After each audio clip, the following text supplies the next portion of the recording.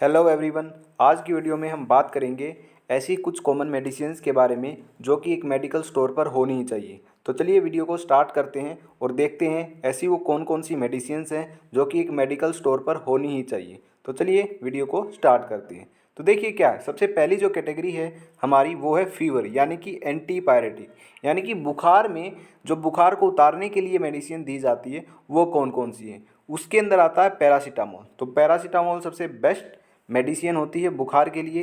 ये दोनों डोज में अवेलेबल है, 500 mg और 650 mg। और कुछ इसकी फेमस ब्रांड नेम है, जैसे पैरासिप है, ठीक है, सिप्ला कंपनी की आती है ये है। दूसरी है जैसे क्रोसिन है, ये भी क्या है बुखार के लिए होती है। अगर एक और फेमस ब्रांड नेम बताऊं तो जैसे डोलो नाम से भी आती है, ठीक है। अब ध्यान से देखिएगा, पैरासिप के अंदर तो साल्ट नेम पैरासीटामोल लिखा हुआ है, लेकिन क्रोसिन के अंदर कहीं भी पैरासीटामोल नहीं लिखा हुआ है। अब ऊपर ये देखिए, यहाँ पे ये साल्ट नेम लिखा हुआ है, ठीक है, यहाँ पे कहीं भी पैरासीटामोल नहीं है। यहाँ पे क्या है, एसिटामिनोफिन एंड कैफीन टैबलेट। अब इस ये क्या चक्कर है, ठीक है तो बुखार को उतारने के लिए, लेकिन पैरासीटामोल नहीं है। एक्चुअल में आप सोच रहे होगे कि जो ये साल्ट नेम है एसिटामिनोफिन, ये बुखार के लिए यूज़ होता है। हाँ, ये बुखार के लिए यूज़ होता है। तो यहाँ पे मैं आपको एक इन्फॉर्मेशन देना चाहूँगा, पैरासीटामोल का ही दूसरा नाम क्या होता है, एसिटामिनोफिन होता है, ठीक है। तो it is also known as acetaminophen. तो कहीं भी कंफ्यूज मत होना, कहीं भी आपको साल्ट नेम में ये मिल सकता है तो वहाँ पे आप समझ जाना ये पीसीएम ही है, यानी पैरासीटामोल ही है, और बुखार के अंदर इसका यूज़ होता है। ओके, तो ये क्रोसिन के अंदर लिखा हुआ होता है।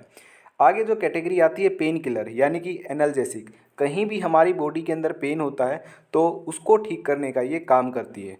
मोस्टली जो ड्रग यूज़ की जाती है इसके अंदर वो की जाती है डिक्लोफिनिक और एसिक्लोफिनिक, ठीक है। लेकिन फिर कॉम्बिनेशन भी यूज किया जाता है, क्योंकि दर्द के साथ साथ थोड़ी बहुत हरकत भी होती है पेशेंट में, तो वहाँ पर इसका कॉम्बिनेशन भी यूज कर लिया जाता है। और दूसरा फ़ायदा ये भी होता है कॉम्बिनेशन यूज़ करने का, इसका बेस्ट रिजल्ट होता है। क्यों, देखिए मैं आपको बताता हूँ। डिक्लोफिनिक है, ये तो पेन किलर है ही, लेकिन कभी कभी क्या है कॉम्बिनेशन यूज़ किया जाता है पैरासीटामोल के साथ। जैसे डिक्लोफिनिक और एसिक्लोफिनिक का को पैरासीटामोल के साथ कंबाइन करके लिया जाता है, ठीक है। अब ये कंबाइन करके क्यों लिया जाता है मैं आपको बताता हूँ। देखिए डिक्लोफेनिक जो मेडिसिन है उसके अंदर तो एनाल्जेसिक प्रॉपर्टी होती ही है, यानी कि इसके अंदर पेन को ठीक करने की प्रॉपर्टी तो होती है, लेकिन जो पैरासीटामोल होती है ना, इसके अंदर दोनों प्रॉपर्टी होती है। ये एनाल्जेसिक भी होती है और एंटीपायरेटिक भी होती है, यानी कि बुखार को उतारने का काम भी करती है और ये पेन को भी ठीक करती है। तो इसलिए इसका कॉम्बिनेशन अगर यूज किया जाएगा तो वहाँ पर बेस्ट रिजल्ट देखने को मिलेगा, ठीक है। तो मोस्टली ये यहाँ पे यूज की जाती है।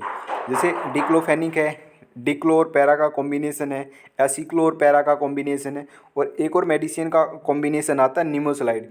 ये भी हमारी पेन किलर है जो कि पैरासीटामोल के साथ कॉम्बिनेशन में यूज की जाती है। अब देखिए जो निमोसलाइड के बारे में आपको बताता हूँ। निमोसलाइड जो ड्रग है वो एक्चुअल में बच्चों में कभी भी नहीं दी जाती है, क्योंकि इसका बहुत ही ज़्यादा साइड इफेक्ट होता है लीवर के ऊपर, ठीक है। हिपेटोटॉक्सिसिटी कोज करता है ये निमोसलाइड, यानी कि लीवर को डैमेज करने का काम करता है निमोसलाइड। इसलिए बच्चों के अंदर तो ये बैन है, बड़ों में भी ये बैन है, लेकिन डॉक्टर के द्वारा ही ये दी जाती है। डॉक्टर को पता होता है कि ये कब देनी है, ठीक है। तो पेशेंट को देखकर ही ये दी जाती है निमोसलाइड। तो इसलिए अपने आप से कोई भी मेडिसिन आपको नहीं लेनी चाहिए, क्योंकि आपको नहीं पता है कि कौन सी मेडिसिन कितनी डोज में लेनी चाहिए और किस मेडिसिन का क्या साइड इफ़ेक्ट हो सकता है। तो इसलिए कोई भी जो मेडिसिन है वो बिना डॉक्टर के प्रिस्क्रिप्शन के या बिना डॉक्टर की सलाह के आपको नहीं लेनी चाहिए, ठीक है। तो सबसे बेस्ट जो मेडिसिन होती है वैसे पेन किलर के लिए वो एसिक्लोफेनिक और डिक्लोफेनिक होती है, ठीक है। फिर निमोसलाइड का यूज किया। निमोसलाइड वैसे हैवी पेन किलर होती है, तो डॉक्टर ही बताता है ये कब लेनी चाहिए, और इसका जो साइड इफ़ेक्ट है वो बहुत ज़्यादा है, लीवर को ये बहुत ज़्यादा डैमेज करती है, ठीक है। तो डोज भी डॉक्टर के द्वारा ही बताई जाती है। ओके, तो देखिए यहाँ पे दिख रहा होगा आपको, वूनेक प्लस के नाम से है एक मेडिसिन, जिसके अंदर क्या है दो ड्रग का कॉम्बिनेशन है। एनाल्जेसिक के साथ साथ एंटीपायरेटिक और एनाल्जेसिक है, यानी कि डिक्लोफेनिक का जो कॉम्बिनेशन है वो पैरासीटामोल के साथ। तो इसको हम जनरली डिक्लोपैरा कॉम्बिनेशन के नाम से भी जानते हैं।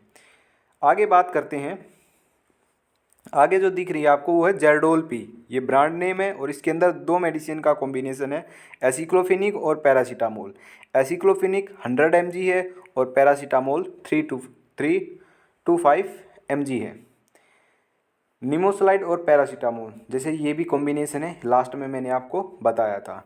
आगे जो कैटेगरी आती है वो आती है स्टमक पेन, यानी कि अगर पेट में दर्द है तो कौन सी मेडिसिन होनी चाहिए। तो वहाँ पे दो मेडिसिन यूज की जाती हैं, एक तो यूज की जाती है डाइसाइक्लोमाइन और एक यूज की जाती है मेफ्टाल स्पास। मेफ्टाल स्पास के अंदर कॉम्बिनेशन होता है दो ड्रग्स का, मेफेनिक एसिड और डाइसाइक्लोमाइन का। तो डाइसाइक्लोमाइन तो पेट दर्द के लिए ही है ही, और मेफेनिक एसिड है, ये भी दर्द को ठीक करती है। यानी कि मेफेनिक एसिड के अंदर भी दोनों प्रॉपर्टी होती है, एनाल्जेसिक भी और एंटीपायरेटिक भी, यानी कि बुखार में उतारने के लिए, बुखार को उतारने के लिए भी इसका यूज होता है। तो जो ज़्यादा प्रॉपर्टी है, ज़्यादा ये काम करती है मेफेनिक एसिड, वो है एंटीपायरेटिक। लेकिन इसके साथ साथ इसके अंदर एनाल्जेसिक प्रॉपर्टी है, इसलिए कॉम्बिनेशन में इसका यूज कर लिया जाता है, बेस्ट रिजल्ट आता है इसे। ठीक है, तो मेफ्टाल स्पास में मोस्टली मेडिकल स्टोर पर आपको क्या मिलेगा, मेफ्टाल स्पास के नाम से ये मिलेगी। और अगर गवर्नमेंट मेडिकल की बात करूँ तो वहाँ पे डाइसाइक्लोमाइन आपको मिल जाएगी। ठीक है, वहाँ पे कॉम्बिनेशन नहीं मिलेगा, तो वहाँ पे डाइसाइक्लोमाइन आपको मिल जाएगी। तो ये जो मेफ्टाल स्पास है ये बाहर मेडिकल स्टोर पर ही मिलती है, गवर्नमेंट के अंदर, गवर्नमेंट मेडिकल के अंदर ये नहीं देखने को मिलती है। नेक्स्ट जो हमारी कैटेगरी आती है, अगर आपके पेट में जलन है, स्टोमक इरिटेशन है, तो पेट में जलन है तो वहाँ पे एंटासिड लिए जाते हैं, जैसे डाइजीन सिरप है, ये बहुत ही ज़्यादा फेमस क्या है, सिरप है, जो कि अगर पेट में जलन है तो वहाँ पे ये लिया जाता है। तो आपको दिख रहा होगा डाइजीन नाम से है। ओके, तो ये वैसे डॉक्टर बताता है कि कितनी डोज लेनी चाहिए, जितने भी ये एंटासिड होते हैं ये अपने आप से नहीं लेने चाहिए। ऐसा नहीं है कि हर रोज़ आपको पेट में जलन हो रही है, हर रोज़ आप कितनी भी डोज अपने आप से ले रहे हो, तो बहुत ज़्यादा नुकसान पहुँचाते हैं आपकी बॉडी के अंदर। ठीक है, तो आगे देखिए, आगे आती है वोमिटिंग और गैस। ठीक है, अगर आप उल्टी है तो वहाँ पे कौन सी यूज की जाती है, उल्टी के अंदर यूज की जाती है ओंडेनसेट्रोन एंड डोमपेरिडोन, ये दो मेडिसिन है जो यूज की जाती हैं। और अगर गैस है किसी पेशेंट को तो वहाँ पे यूज की जाती है रेनिटिडीन एंड पेंटोप्रेजोल। तो पेंटोप्रेजोल का ये कैप्सूल आता है और रेनिटिडीन की यहाँ पे टैबलेट आती है। अब क्या होता है मैं आपको बताता हूँ, रेनिटिडीन जो होती है ना, इसके अंदर क्या देखने को मिला कि इसके बहुत ज़्यादा साइड इफ़ेक्ट ये कोज कर देती है अगर ये हर रोज़ किसी पेशेंट के द्वारा रेगुलरली ली जा रही है। ठीक है, तो रेनिटिडिन ऐसा नहीं है कि अपने आप लोगे। तो एक्चुअल में क्या है मैं आपको बताता हूँ, एक स्टडी के अंदर दावा किया गया था कि रेनिटिडिन के अंदर कार्सिनोजेनिक है, मतलब कार्सिनोजेनिक प्रॉपर्टी पाई गई है, यानी कि ये कैंसर कोजिंग है। ठीक है, लेकिन कैंसर कोजिंग ये तभी हो सकती है जब बहुत ही ज़्यादा क्वांटिटी में हर रोज़ ये ली जा रही हो।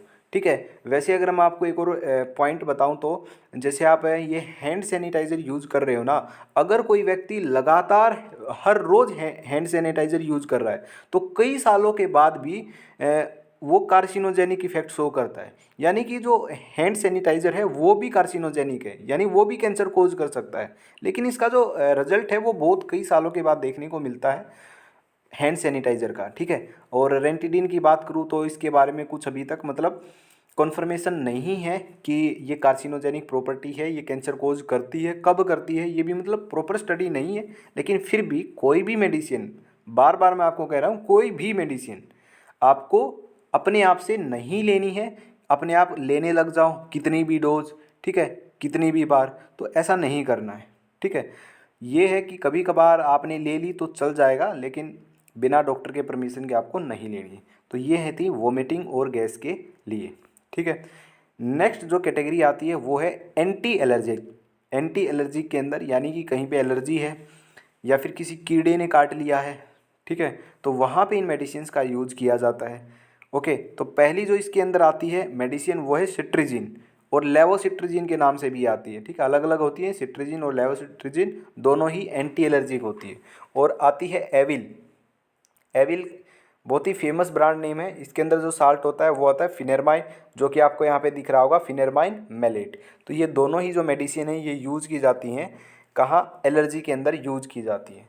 तो नेक्स्ट हमारी जो कैटेगरी है वो है एंटीबायोटिक्स। तो यहाँ पे कुछ ऐसी एंटीबायोटिक्स हैं जो कि मेडिकल स्टोर पर होनी ही चाहिए, जैसे कि अमोक्सी सिलिन एंड पोटासियम क्लेवनेट, जिसको हम अमोक्सी क्लेव के नाम से जानते हैं।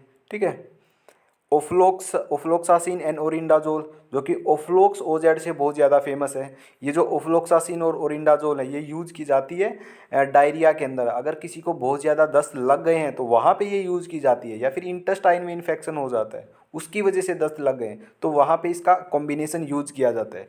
सबसे पहले तो ओरिंडाजोल दी जाती है, अगर दस्त ठीक नहीं होते हैं तो वहाँ पे फिर ये ओफ्लोक्स ओजेड का यूज किया जाता है। सिफिक्जिम है, सिफ्रोफ्लोक्सासिन है, तो ये कुछ एंटीबायोटिक हैं जो एक मेडिकल स्टोर पर होनी ज़रूरी है। जैसे कि ये सिफिक्जिम है ना, ये जो ईएनटी वाला डॉक्टर होता है ना उसके द्वारा बहुत ज़्यादा यूज़ की जाती है। यानी कि जो आँख में नाक में इन्फेक्शन होता है, कान में इन्फेक्शन होता है ना, तो वहाँ पे इसका यूज़ किया जाता है। दांतों के अंदर जो इन्फेक्शन होता है तो वहाँ पे इसका यूज़ किया जाता है। ठीक है, तो ये कुछ कॉमन मेडिसिन्स है, कॉमन एंटीबायोटिक है जो एक मेडिकल स्टोर पर होनी चाहिए। वैसे एंटीबायोटिक्स के बारे में एक अलग वीडियो बनाएंगे और वहाँ पे बिल्कुल डिटेल में डिस्कस करेंगे कि हर एक एंटीबायोटिक का क्या यूज है। तो यहाँ पर आपको सिर्फ यही पता होना चाहिए कि ये कॉमन मेडिसिन्स है जो एक मेडिकल स्टोर पर होना ज़रूरी है। ठीक है, तो कुछ अदर मेडिसिन्स भी हैं जो होनी चाहिए।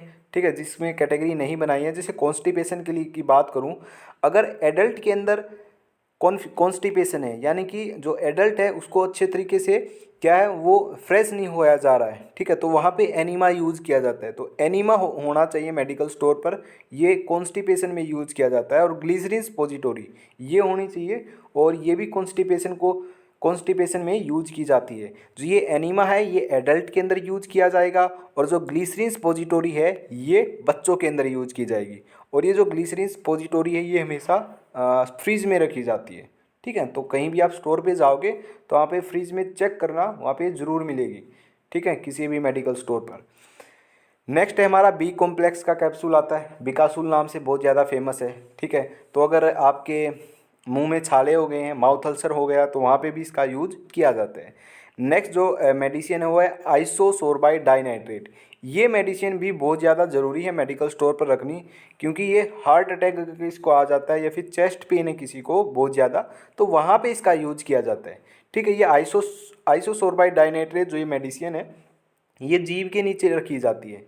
ठीक है, तो वहाँ पे ये फास्ट एक्शन है इसका। अगर ये जीभ के नीचे रखी जाती है तो वहाँ से ये एब्जॉर्ब हो जाती है। ठीक है, तो तब ये अपना एक्शन शो करती है, तो इसलिए इसका फास्ट एक्शन होता है।